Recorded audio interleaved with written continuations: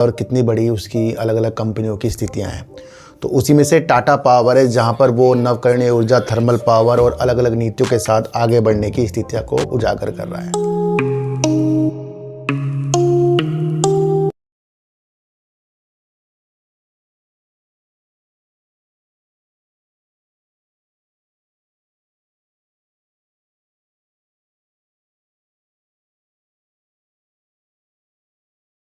नमस्कार, मैं स्वागत करता हूं आपका अपने ही चैनल पर जिसका नाम है सार्थक बाजार से। आज बात करेंगे सर टाटा पावर की, और टाटा पावर की स्थितियां समझेंगे। और टाटा पावर के अंदर से आवाज़ आ रही है कि अगस्त के अंत तक पावर की स्थितियों में बढ़ोतरी हो सकती है, इसके सीईओ बोल रहे हैं। उस स्थितियों को समझेंगे और आगे आगे क्या क्या स्थितियाँ टाटा पावर की, उस स्थितियों को भी हम समझ कर चलेंगे।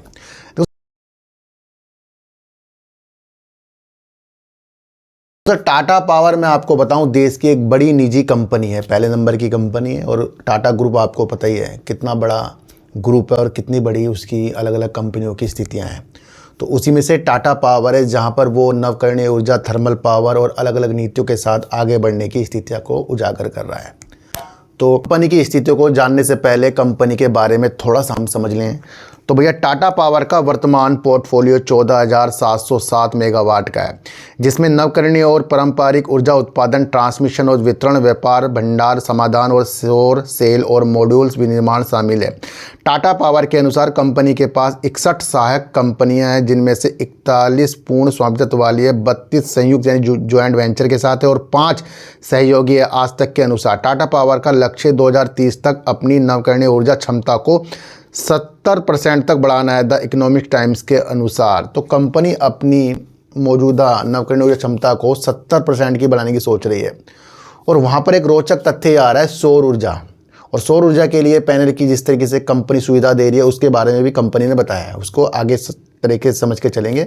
और पीएम मोदी जी का सपना है जिस तरीके सोलर के ऊपर है, तो उस स्थिति के साथ भी टाटा पावर वर्क कर रहा है। तो वो स्थितियाँ भी समझेंगे। थोड़ा सा अगर हम टाटा पावर के बारे में और समझें तो भैया टाटा पावर का पोर्टफोलियो निम्न क्षेत्रों में फैला हुआ है। इसमें सौर, पवन और जल विद्युत परियोजनाएं शामिल हैं, हिंदुस्तान के अनुसार यानी उस न्यूज के अनुसार। इसमें थर्मल पावर प्लांट और गैस आधारित बिजली संयंत्र शामिल है, टाटा पावर के अनुसार। इसमें बिजली परीक्षण और वितरण नेटवर्क शामिल है, टाटा पावर के अनुसार, यानी टाटा पावर की वेबसाइट के अनुसार मैं आपको बता रहा हूँ। इसमें बिजली की खरीद और बिक्री शामिल है, टाटा पावर के अनुसार। इसमें बैटरी स्टोरेज और पंप स्टोरेज, हाइड्रो इलेक्ट्रिक परियोजनाएं शामिल हैं। सौर सेल और मॉड्यूल निर्माण, इसमें सौर सेल और मॉड्यूल्स का निर्माण शामिल है, टाटा पावर के अनुसार। टाटा पावर भारत में स्वच्छ परिवर्तन का नेतृत्व कर रही है और इसका पोर्टफोलियो भविष्य की ऊर्जा जरूरतों को पूरा करने के लिए विधि और मजबूत है, ये टाटा अनुसार के द्वारा बोला जा रहा है। और एक ब्रोकरेज फर्म बहुत बड़ा इसका टारगेट दे रहा है, जो करीब करीब 465 रुपये करीब का है ना। तो उस स्थिति को भी अगर हम समझें तो टाटा पावर के खरीद लक्ष्य जो हैं 465 रुपये आईसीआई सिक्योरिटीज़ के द्वारा हैं। आईसीआई सिक्योरिटीज़ ने 4 अगस्त 2025 की अपनी शोध रिपोर्ट में टाटा पावर के शेयरों को 465 रुपये के लक्ष्य मूल्य के साथ खरीदने की सिफारिश की है। और अगर आप स्थिति को और समझें तो टाटा पावर अपने पोर्टफोलियो में विविध प्रकार के व्यवसाय को एकीकृत कर रही है। एक पारंपरिक थर्मल पावर और एकीकृत मुंबई वितरण व्यवसाय से इसने अपने नवकरणीय पैक, सौर विनिर्माण, सौर ईपीसी और आरई उत्पादन की एक ट्राइफैक्टा के निर्माण में एक लंबा सफ़र तय किया है। इसके अलावा इसमें उड़ीसा डिस्कॉम को बदल दिया है। तो ये भी आप समझ कर चलना। अगर मैं आपको और चीज़ें बताऊं कि जिस तरीके से ये टारगेट निकल कर आ रहे हैं, तो यहाँ पर मनी कंट्रोल साफ साफ कह रहा है, भैया अपनी निवेश की सलाह हम नहीं दे रहे हैं, अपनी स्थिति को खुद उजागर करें। तो ये न्यूज़ है कि जहाँ पर आईसीआई सिक्योरिटीज़ ने इसके 465 के टारगेट दिए हैं। और डिस्क्लेमर भी पढ़ लेना भैया, ये मेरे टारगेट नहीं है, ये मनी कंट्रोल भी कह रहा है कि कोई भी यहाँ सलाह की स्थिति के साथ चीज़ें नहीं होती है। तो हमें ये भी समझकर चलना पड़ेगा ना। तो अभी टाटा पावर का शेयर कहाँ है और 465 कहाँ है, ये भी आप समझकर चलना। दूसरी एक न्यूज़ निकल कर आ रही है। इस न्यूज़ को अगर हम समझें तो कंपनी की तरफ से बोला जा रहा है कि अगस्त के अंत से भारत की बिजली मांग में बढ़ोतरी देखी जा सकती है। टाटा पावर के सीईओ बोल रहे हैं ये। टाटा पावर के सीईओ परवीन सिन्हा ने मनी कंट्रोल को दिए एक विशेष साक्षात्कार में बताया कि अगस्त के अंत और अक्टूबर के बीच भारत में बिजली की मांग में बढ़ोतरी होने की संभावना है, क्योंकि मानसून वापस लौट रहा है और त्योहारी सीजन शुरू हो रहा है। जिससे एयर कंडीशनिंग और कूलिंग की मांग बढ़ रही है। उन्होंने ये भी बताया कि कंपनी वित्त वर्ष 2026 के अंत तक अपने रूफटॉप सोलर कारोबार को मौजूदा 20,000 से 25,000 इंस्टॉलेशन प्रति माह से बढ़ाकर 50,000 प्रति माह करने की योजना बना रही है। यानी कि कंपनी के अभी वर्तमान में 25,000 तक की समझ लें कि महीने में लगाती है, और इसे कंपनी कितने बढ़ा रही है, 50,000 तक बढ़ाएगी। और उन्होंने आगे कहा कि प्रधानमंत्री सूर्य घर मुफ्त बिजली योजना की वजह से हम रूफटॉप सोलर कारोबार में बढ़ती मांग देख रहे हैं। टाटा पावर ने इस क्षेत्र में उल्लेखनीय प्रगति की है। 2024 में हमारे रूफटॉप सोलर इंस्टॉलेशन प्रति माह सिर्फ 1,000 थे, जो इस साल अप्रैल में बढ़कर 8,000 हो गए हैं, और वर्तमान में हम 20,000 से 25,000 के बीच कर रहे हैं। इस वित्त वर्ष के अंत तक हम इसे बढ़ाकर 50,000 प्रति माह कर देंगे। तो ये बहुत बड़ी चीज़ जो है टाटा पावर ने हमें बताई, जो है सोलर के स्थितियों के साथ और प्रधानमंत्री सूर्य मुफ्त योजना के साथ। तो अपनी स्थितियों को जब कंपनी 50,000 तक के इंस्टॉलेशन करेगी प्रति माह, तो वो उस स्थितियों के साथ है कि यहाँ कंपनी की विस्तार की योजना बन रही है। तो कंपनी ने इस ओर भी फोकस किया कि नवकरणीय ऊर्जा की तरफ भी कंपनी लगातार फोकस कर रही है, आप समझ कर चलना। उन्होंने कहा कि बिजली की अधिकतम मांग 230-240 गीगावाट के प्रबंधनीय दायरे में रहेगी। उन्होंने कहा कि अगस्त में मानसून कमज़ोर पड़ने की उम्मीद है, और ऐसा होने पर गर्मी और नरमी के कारण बिजली की खपत बढ़ जाएगी। इसलिए अगस्त के अंत से अक्टूबर तक भारत की बिजली की मांग 230 गीगावाट से 240 गीगावाट के बीच रहने की उम्मीद है, लेकिन निश्चित रूप से ये पहले के अनुमान के अनुसार 250 गीगावाट से 260 गीगावाट के उच्चतम स्तर तक नहीं पहुंचेगी। उन्होंने आगे कहा कि देश में इस आवश्यकता को पूरा करने के लिए पर्याप्त क्षमता है।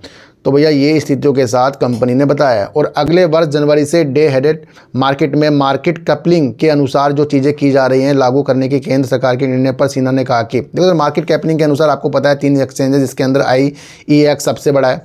और अगर ये जो मोनोपोली जो चीज़ें थी IEX की, और वो उससे हट जाती है मार्केट कैपलिंग की, यानी कि मूल्य निर्धारित करना बिजली का खरीद और बेच का, तो कहीं ना कहीं ये IEX के लिए प्रॉब्लम हो सकती है। लेकिन लागू करने के केंद्र सरकार के निर्णय पर सिन्हा ने कहा कि इस कदम से भारत के विद्युत क्षेत्र में विद्यमान दीर्घकालिक विद्युत क्रय समझौते यानी PPA के व्यवस्था को धीरे धीरे कम करने में मदद मिलेगी। सिन्हा ने कहा कि कुल मिलाकर तीनों एक्सचेंजों के जरिए होने वाला व्यापार भारत में बिजली की खरीद का 10% भी नहीं है। बाजार संयोजन से बिजली के व्यापार में पावर एक्सचेंजों की हिस्सेदारी 20 से 25% तक बढ़ सकती है, जो आदर्श रूप से होनी चाहिए। इससे और ज़्यादा बाजार खिलाड़ियों को लाने में मदद मिलेगी। तो यानी कि यहाँ पर जो मार्केट कैपलिंग स्थितियाँ देखने को मिल रही है, वहाँ पर अन्य कंपनियों को भी इससे फ़ायदा हो सकता है, लेकिन जो कंपनी पहले इस पर वर्क कर रही है उनको थोड़ा सा इसके अंदर प्रॉब्लम आ सकती है।